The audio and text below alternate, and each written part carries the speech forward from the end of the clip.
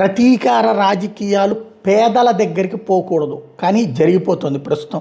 శ్రీకాళహస్తికి సంబంధించి బిఎఫ్ మధుసూదన్ రెడ్డి తాజాగా బయటపెట్టినటువంటి అంశం ఏంటంటే, లోకల్గా ఉన్నటువంటి ఎమ్మెల్యే బొజ్జల సుధీర్ రెడ్డికి ప్రశ్నిస్తూ, పేదలు నీకు ఓట్లేసి ఎమ్మెల్యే గెలిపించినందుకు వాళ్ళ మీద పగబెట్టావా? రాష్ట్రంలో ఎక్కడా లేని విధంగా శ్రీకాళహస్తి నియోజకవర్గంలో శ్రీకాళహస్తి పట్టణంలోనే 176కి పైగా ఇళ్ళు.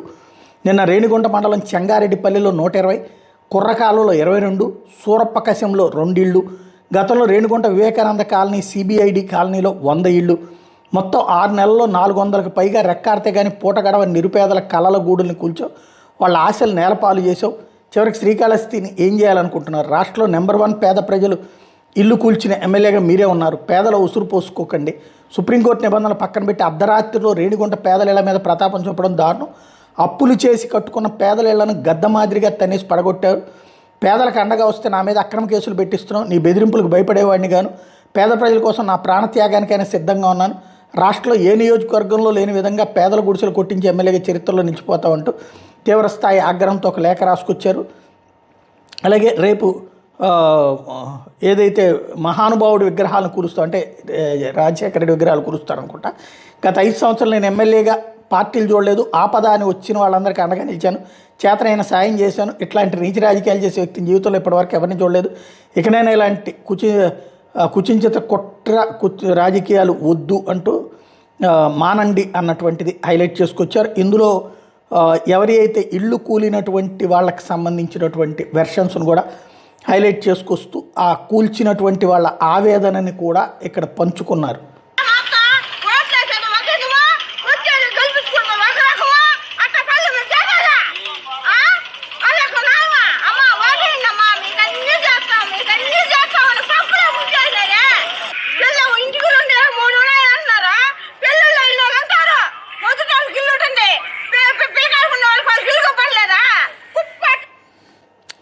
ఇట్లాగా వివిధ వర్గాలకు సంబంధించినటువంటి వాళ్ళని టచ్ చేస్తూ వాళ్ళందరి ఆవేదనల్ని హైలైట్ చేస్తూ ఇది పరిస్థితి నియోజకవర్గంలో అని చెప్పుకొస్తున్నారు. కాకపోతే ఇప్పుడు జనం ఏ మేరకు స్పందిస్తారంటే ఇది స్పందనే, ప్రజాస్పందనే. కాకపోతే రాష్ట్రంలో ప్రజలు అనుకుంటున్నారా? అక్రమ నిర్మాణాల పేరిట కొన్నిటి జరుగుతున్నటువంటి వేళ దీనికి సంబంధించి ఏం మాట్లాడతారు అన్నది. ఆమె కుటుంబాలు పెరిగినాయి కాబట్టి తలా వాటిల్లో మేము వేసుకున్నామండి. వేసుకుంటే మాకు పట్టాలు ఇచ్చిన స్థలాలు లేని ఈ పనులు చేస్తే న్యాయం అండి. ఎమ్మెల్యే సుధీరన్న గారు, మేము కష్టపడి మీకు ఓట్లు వేసాం. కష్టపడి మీకు ఓట్లు, ఈ పేదల్ని రక్షించుకుంటా మీరు ఈ విధంగా చేస్తే మీ పేరు చెప్తా ఉన్నారు, మీరే కొట్టేయమని చెప్తా ఉన్నారు రెవెన్యూ వాళ్ళు. ఎంత దారుణం అండి. పేదోళ్ళు ఆడ కూలి చేసుకున్న డబ్బులతో చేసుకుంటే ఈ పని చేస్తే ఈ ప్రభుత్వం మంచిదేనా? మేము చంద్రబాబు నాయుడునా మీరు దృష్టి సారించి మీ సొంత జిల్లా ఇది ఈ విధంగా అన్యాయం చేస్తా ఉన్నారు. పార్టీకి చెడ్డ పేరు వచ్చేట్టు చేస్తారు కొంతమంది. మీరంతా కొంచెం దయచేసి ఈ పేదలకు న్యాయం చేస్తారని కోరుతున్నామండి.